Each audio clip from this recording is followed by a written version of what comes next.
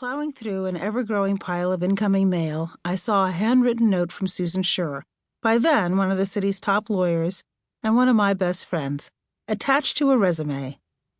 It read, very impressive, bright, mature, interested in public service, does not want to practice law. Please meet with her.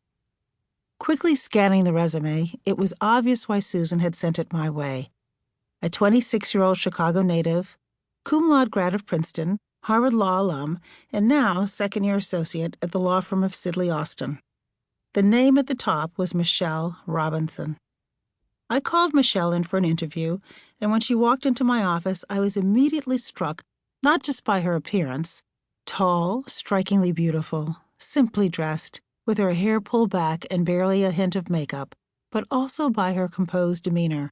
She had a firm handshake, made direct eye contact, and exuded a confidence that I had rarely seen in anyone as young.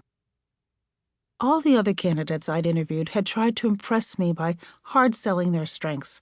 Michelle let her resume speak to her credentials and instead told me about her background growing up in a working-class neighborhood on the south side of Chicago. Her father, a blue-collar worker with the city's water department, prided himself on working hard even as he endured multiple sclerosis. As she described his involvement as a precinct captain in ward politics and his love for this city, it was clear the loss of her father a few months earlier was still fresh and painful. We compared stories about shared experiences, such as the drudgery of law firm life, the gift of being raised by happily married parents, and being instilled with a sense of responsibility to give back. Michelle talked less to impress than to simply inform. We also talked about the loss of young people we loved. Her best friend from college had died too young from cancer. My younger cousin, Jackie Cook, had been killed in 1981 by a drunk driver during the summer after her freshman year in college. About 30 minutes in to what was supposed to be a 20-minute interview, she got down to business.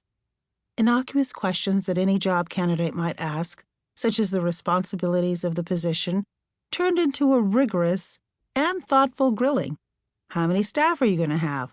What will the organizational chart be? What kind of projects will be assigned to me, and who will make those assignments? What will happen if I disagree with a decision of Mayor Daley? Her questions made me uncomfortable, not because they weren't perfectly legitimate, but because no one had ever asked them before. I was so used to people selling themselves to me that I was both startled and impressed by the ease with which Michelle turned the tables. What an unusual young person, I thought, to be able to realize that it was as important for her to want to work for me as it was for me to want her to show a maturity I certainly didn't possess at her age. After well over an hour had passed, with meetings stacking up, I was running late, and I am never late. I straight up offered her the job, which I had no authority to do. I hadn't talked to David Messina, the chief of staff, or the mayor. But I was so impressed with Michelle that I blurted out an offer on the spot. I could tell she was perfect for the job. She exuded competence, as well as character and integrity. It was also clear that her moral compass pointed only in one direction, true north. And I really liked her. Wisely, Michelle said she needed to think about it. A few days later, I called Michelle to check in and see if she was ready to accept my offer, which by then I had cleared with my bosses. She got right to the point. She talked it over with her fiancé, and he had some serious reservations. What?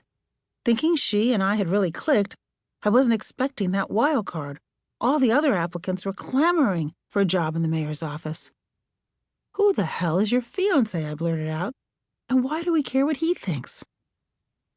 With a disarming laugh, she said, his name is Barack Obama, and he thinks the mayor's office could be a dangerous place to work.